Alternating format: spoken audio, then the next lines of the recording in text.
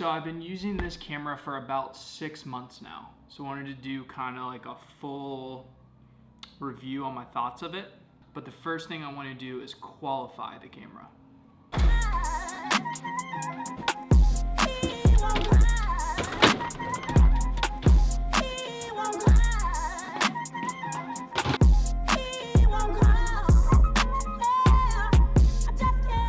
Cameras.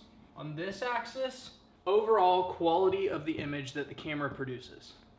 On this axis, we'll have usability, how easy it is to use the camera. So this is like cameras that shoot movies and TV shows, stuff like that. So we'll put best quality, best overall image, but not very easy to use. It's not something that you can just fit in your pocket and pull out and use really quickly like you can with a phone, where this is super easy to use, fits in your pocket, very high usability, but the quality is not that great overall. Phone cameras over time has gotten a lot better, but they're still nowhere near cinema cameras. Right about here. DSLR and mirrorless cameras. If we had to rate these and phone usability was a 10, I think usability of DSLRs are about a 7, and usability of Reds are about 2. Then for quality, I would say phone camera quality is like 4. These cameras are like a 10 quality. DSLR quality is about 7. So then where does the C300 come in? In my opinion, I think the quality is extremely close to this 10. Not a 10, but extremely close. Maybe like a 9 or like a 9.2. And then I think the usability is about a 5. C300. So we have, I think in 2015, anywhere from like 5 to 10 years ago, the curve looked a lot more like this. There were way less options in this quality range with this much usability. These areas, these sort of like lower level cinema cameras and DSLRs have pushed this line up within the past like 5 to 10 years a lot. And I think particularly the C300, C500, the Sony FX9 is like really pushing close to the same quality as an ARRI or a Red, with a lot more usability. So with where the C300 sits, what then is it particularly useful for? ARRI and Reds being good for movies and big productions with big budget. C300 or its counterparts like the C500 and the FX9. I think these cameras are perfect for documentary and small production.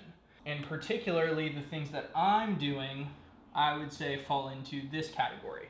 Even if it's like stuff that just gets filmed for YouTube, I would say that falls into the smaller production category.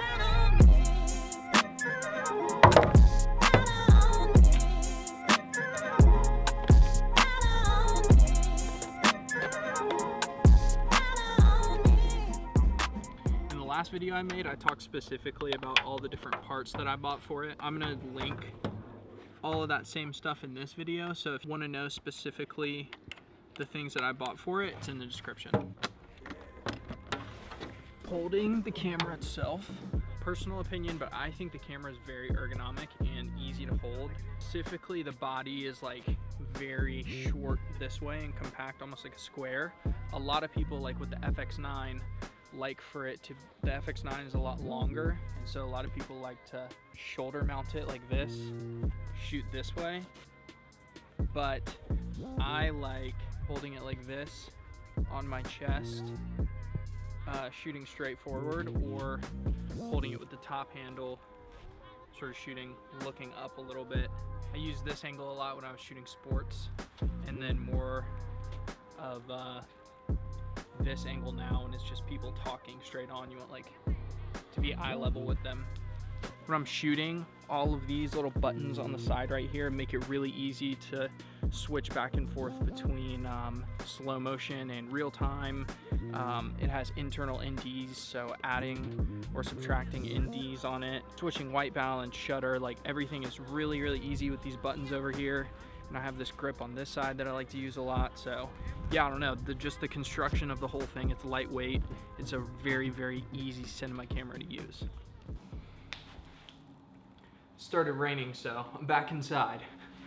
Now that I've talked about its usability, I want to talk about its features.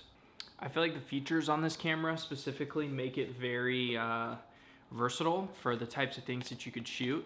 It can do 4K up to 120 frames per second in both XFAVC and RAW. RAW is 12-bit, XFAVC is 10-bit. It can also do up to 180 frames in 2K. I usually shoot in XFAVC because you get more shooting time.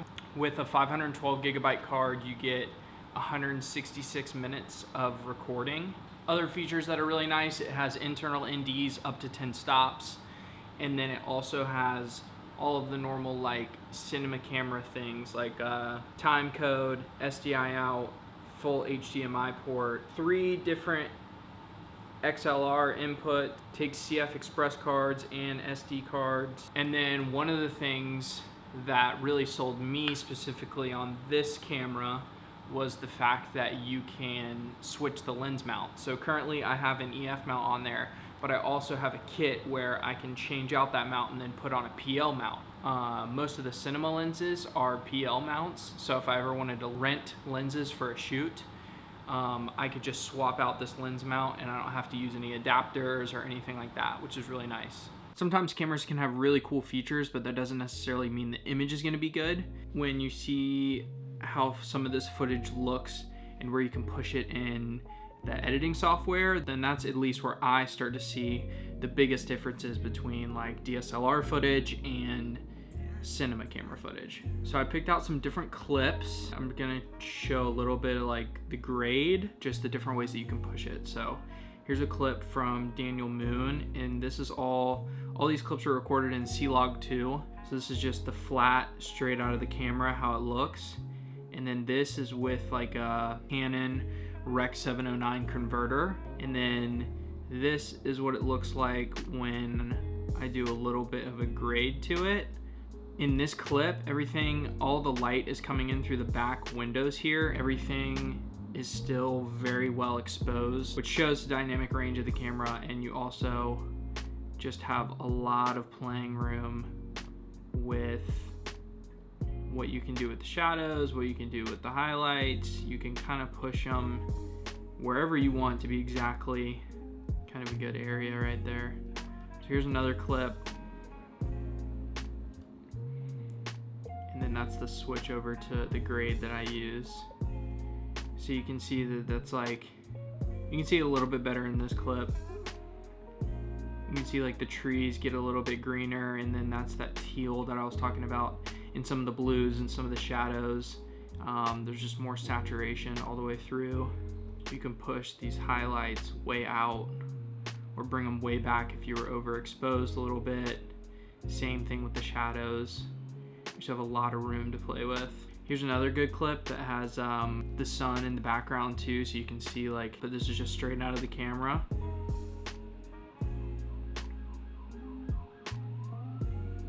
You can also see that grade. A little bit deeper in the greens and the blues. Just gives it like a little bit more atmosphere. You can see like in these highlights, like I was talking about, a little more like orangish yellowish tint to it. And you can even bring it down some more. If you bring it all the way down, I think, yeah, you could even sort of recover the sky almost. That's how much dynamic range it has. And here's a shot so you can see like indoor, a little bit of like darker setting concert. This is Chief Keef.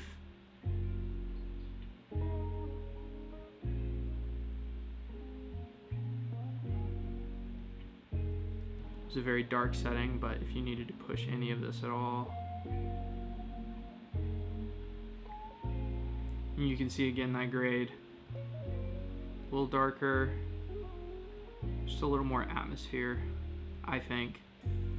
I kind of like where that lands. This clip you can see the grade pretty well too. Also in slow motion. That's at Canon. And then the grade you can see just puts a lot more. Here, I'll play the clip out. But it plays a lot more blue into the shadows.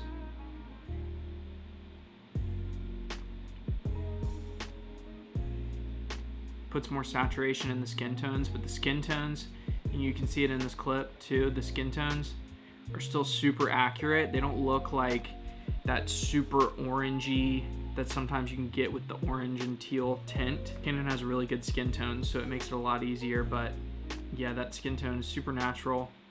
You could push this wherever you wanted to. You could bring it down, make it a little more moody. Here's a sunset. This is like straight out the box. Everything looks like exactly the same color. And then there's the grade, a little bit more teal over here. Still like some of the blue is pretty natural, just like a little more saturation in it, but a little bit of that tint. Same thing here, being able to push it anywhere you want. Recover the sun completely. When I was shooting it, this is how it looked when you first put it in, and so it's a little bit overexposed, but super easy to bring down those highlights, and then you're right back. And then the last clip, little Steve here.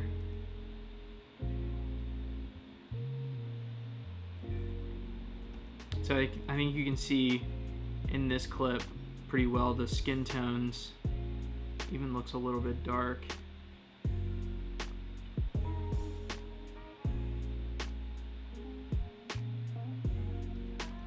It's a little better. That's the Canon 709. And then, you know, just a little more contrast. I like where those blacks are.